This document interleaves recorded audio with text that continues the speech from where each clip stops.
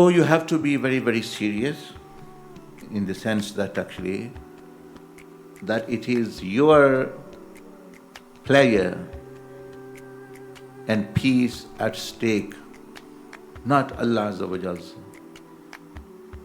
It's your.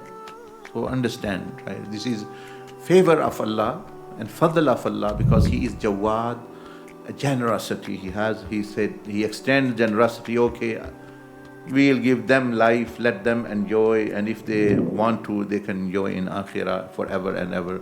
That is the fadl and generosity of Allah. Not because He needs.